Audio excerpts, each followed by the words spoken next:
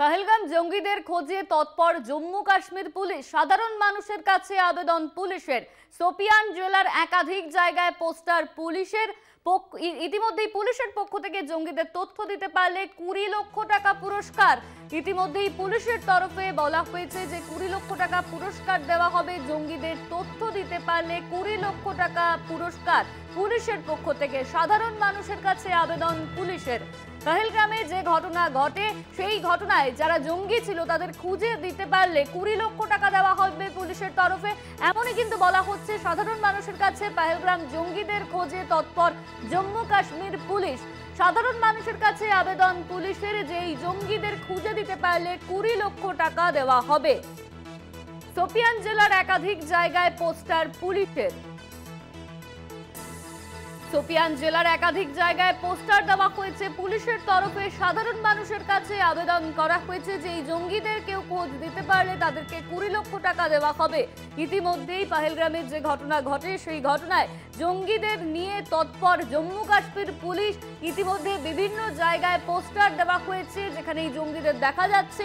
এই জঙ্গিদের খোঁজ দিতে পারলে সাধারণ মানুষকে 20 লক্ষ টাকা দেওয়া হবে পুলিশের তরফে। তাই সাধারণ মানুষের কাছে আবেদন করা হয়েছে পুলিশের তরফে যে এই জঙ্গিদের খোঁজ যদি কেউ দিতে পারে তাহলে তৎপর পুলিশের সঙ্গে যোগাযোগ করতে। পহেলগাম জঙ্গিদের খোঁজে তৎপর জম্মু কাশ্মীর পুলিশ। সাধারণ মানুষের কাছে আবেদন পুলিশের। সোপিয়ান জেলার একাধিক জায়গায় পোস্টার পুলিশের। ইতিমধ্যেই জঙ্গিদের তথ্য দিতে পারলে 20 লাখ টাকা পুরস্কার দেওয়া হবে, এমনই কিন্তু ঘোষণা করা হয়েছে পুলিশের তরফে।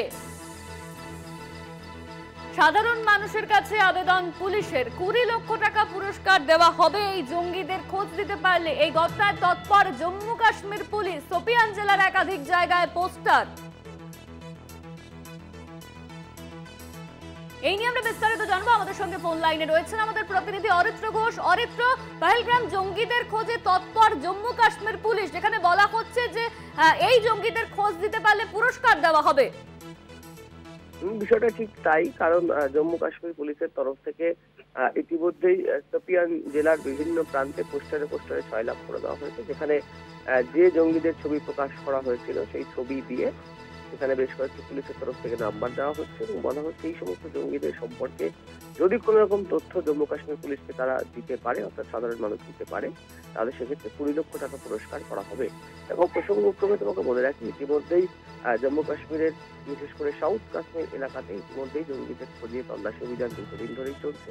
এবং সবথেকে গুরুত্বপূর্ণ বিষয়, এই 4 জঙ্গিকে ধরতে পুলিশের তরফ থেকে এর আগেও একাধিকবার সাধারণ মানুষের কাছে সামাজিক মাধ্যমে বিভিন্ন পোস্টার শেয়ার করা হয়েছিল যে এরপর একদম সমস্ত এলাকাতে যে সমস্ত এলাকায় জঙ্গিদের লুকিয়ে থাকার সম্ভাবনা রয়েছে বলে মনে করছেন জম্মু কাশ্মীর পুলিশ, সেই সমস্ত জায়গাতেও একদম পোস্টার দিয়ে দেওয়া হলো ছবি সহ, এবং সেখানে জানিয়ে দেওয়া হলো যে যদি কেউ কোনোভাবে জম্মু কাশ্মীর পুলিশকে এই জঙ্গিদের তথ্য দিয়ে সাহায্য করে তাহলে তাদেরকে 20 লক্ষ টাকা পুরস্কার দেওয়া হবে জম্মু কাশ্মীর পুলিশের তরফ থেকে। ধন্যবাদ তোমায় অরিত্র। আমাদের সঙ্গে ফোন লাইনে ছিলেন আমাদের প্রতিনিধি অরিত্র ঘোষ।